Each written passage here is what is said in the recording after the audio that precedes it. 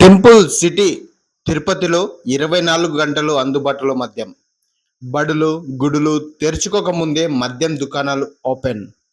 నిత్యం గోవింద నామస్మరణలు వినిపించాల్సిన పవిత్ర పుణ్యక్షేత్రంలో మందు బాబుల బూతు పురాణం వినాల్సి వస్తుందని స్థానికుల ఫిర్యాదుతో తిరుపతి రైల్వే స్టేషన్ సమీపంలోని మద్యం దుకాణం దగ్గరికి వెళ్లి చెక్ చేసిన వైసీపీ సమన్వయకర్త భూమన అభినయ్.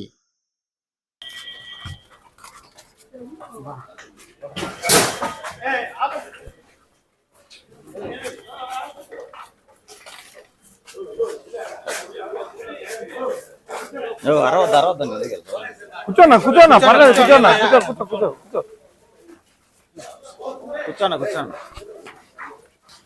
ఏం తమ్ముడు ఎన్ని గంటలకి ఓపెన్ చేయాలి షాప్ మామూలుగా? ఉదయం 10 గంటలకు. ఎన్ని గంటలకు తెరిచాం మనం? ఇప్పుడు 6 అయింది. నాకున్న సమాచారం మేరకు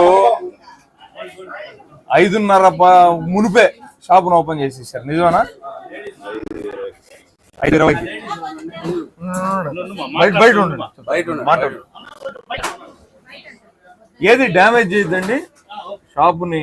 అంటే మీరు ఎవరు కూడా ముందపడి మాట్లాడడం నీకేం ఇబ్బంది ఏం లేదు, నిన్నేం చేయబోము. సో రోజు ఇదే తంతు కదా, ప్రతిరోజు ప్రభుత్వ నిబంధనల ప్రకారం 10 గంటలకు తెరిచి రాత్రి 10 గంటలకు ఆపేయాల, అంతేనా? రైల్వే స్టేషన్కి ఆనుకొని ఉంది షాపు. లక్షలాది మంది యాత్రికులు ప్రతిరోజు ఈ రైల్వే స్టేషన్కి వచ్చి ఇటు నుంచే కొండకపోతారు. ఈ షాపును లిటరలీ అయితే దిగినటువంటి యాత్రికులందరూ ఈ సందుని దాటే పోవాలా, మొత్తం అందరూ చూసే పోతారు తంతునంతా కూడా. నిజమేనా? ఎవరు ఎక్సైజ్ వాళ్ళు కానీ అబ్జెక్ట్ చేసింది కానీ ఇలాంటివి ఏం జరగలే, రారు, అంతే కదా? మామూలు ఇస్తున్నారు వాళ్ళు, ఎందుకు వస్తారండి? ఎవరు షాప్ ఓనర్? ఎవరు? ఏ రజనన్నా? కంకనాల్ రజన. ఇది ఈ షాప్ కంకనాల్ రజన. ఎక్సలెంట్.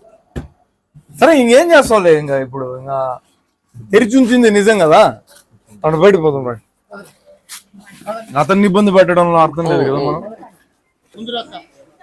ఏనా ఎవరన్నా మీది? తిరుపతేనా? కానీ మీరునా? సరే పోదు పడుకోండి. ఆయన కూడా నటిస్తానట్టున్నాడు, అది నిద్ర కాదు. యాత్రి కూడా మీరు పైటూరు నుంచి వచ్చారా? ఇప్పుడే దిగినారా? ఎప్పుడు దిగినారు? ఎన్ని గంటలకు దిగినారు? దర్శనానికి వచ్చావా? గుండు కంటే మునుపు ఇటు వచ్చి మందు వేస్తున్నావు?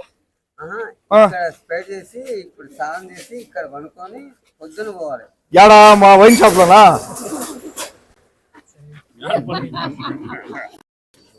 సో 5:30కి అందరూ కూర్చోండారు. షాప్ ఓపెన్ చేసింది కూడా 5కే ఓపెన్ చేశారా? 24 hours. పవిత్ర పుణ్యక్షేత్రమైనటువంటి తిరుపతి నగరాన్ని మద్యం పూర్తిగా ముంచేస్తుంది. బడులు గుడులు తెరుచుకునే కంటే మునిపే మద్యం షాపులు ఓపెన్ అవుతున్నాయి. ప్రభుత్వ నిబంధనల ప్రకారం ఉదయం 10 గంటల నుంచి రాత్రి 10 గంటల వరకు మాత్రమే నడవాల్సినటువంటి మద్యం షాపులు 24 గంటల పాటు నడుస్తున్నాయి. ఇదేదో ఇక్కడ ఈ మద్యం షాపుకు మాత్రమే పరిమితమైనటువంటి విషయం కాదు. ఇది తిరుపతిలో ఉన్నటువంటి అన్ని మద్యం షాపులు ఇలా 24 గంటల పాటు నడుస్తూ ఒక్కొక్క మద్యం షాపు ఒక బారుగా మారిపోతుంది. ఇక్కడ ఈ సెట్టింగ్ అంతా చూస్తే ఈ వైన్ షాప్కి వచ్చినటువంటి వాళ్ళు ఇక్కడే తాపీగా కూర్చొని ఇక్కడే తాగేటటువంటి సదుపాయాన్ని కూడా వీళ్ళే కల్పించారు.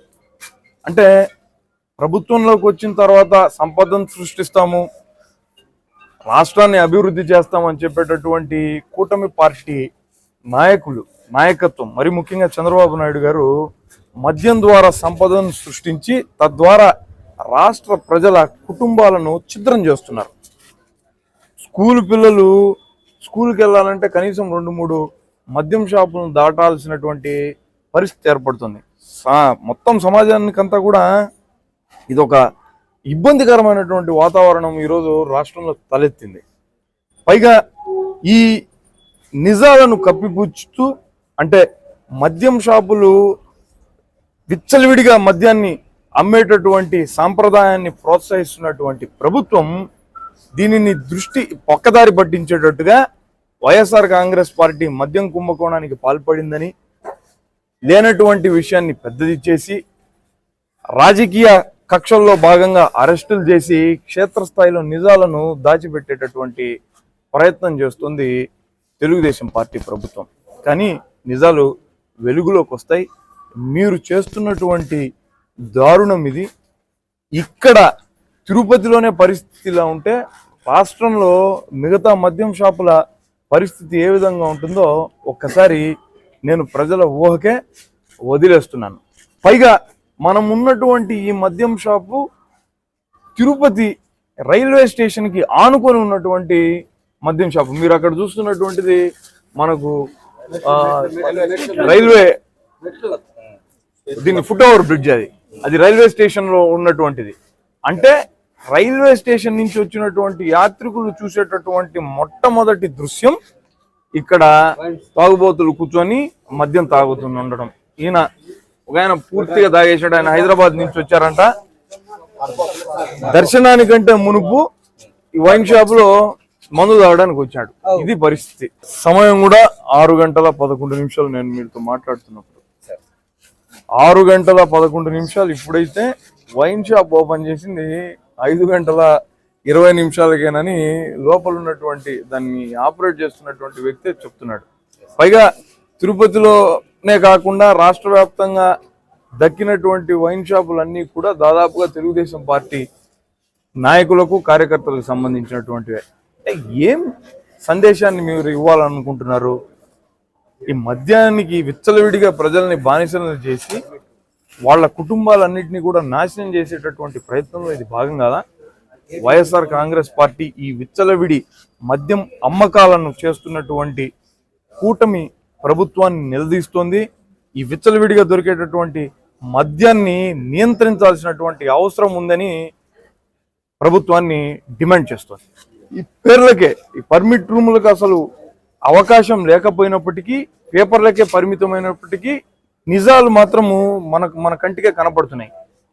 ఈ షాపు సైజ్ అంతా, ముందరున్నటువంటి ఈ బార్ సెటప్ ఎంత ఉందో మీకు అర్థం కావడం లేదా? ఇలా ప్రతి చోట. అంతెందుకు మన మాస్టర్ ప్లాన్ రోడ్డు గోదాదేవికి ఆనుకొని ఉన్నటువంటి వైన్ షాపులో రాత్రులు బహిరంగ మద్యపానం చేస్తున్నందుకు అక్కడ ఉన్నటువంటి ఊర్లో జనం అందరూ వాళ్ళని ప్రశ్నిస్తే ఆ తాగుబోతులందరూ కూడా వాళ్ళ మీద దాడి చేశారు. కరెక్ట్గా 15-20 రోజుల కిందట పెద్ద ఘటన తిమ్మినాయుడు పాలనలో చోటు చేసుకునింది.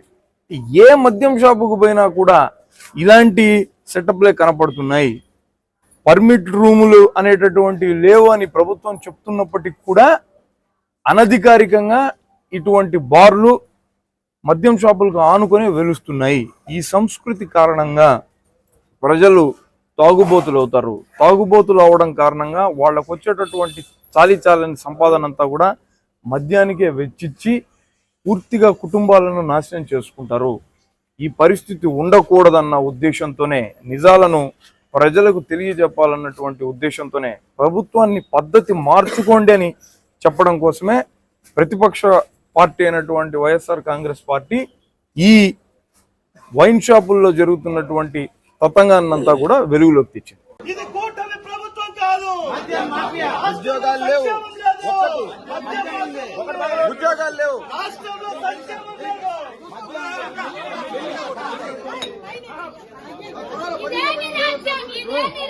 మద్యం రాజ్యం, మద్యం మాఫియా రాజ్యం, మద్యం మాఫియా రాజ్యం, మద్యం మాఫియా రాజ్యం. అయ్యయ్యయ్యా మీరు కొంచెం ఏరియా మీరే వెనకండి. రజనీ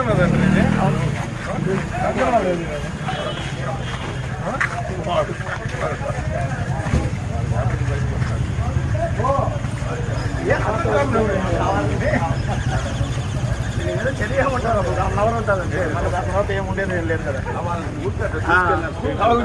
ఒప్పుబడిగా అంతేనా నిద్రావస్థలోని తెచ్చినాడు పాపం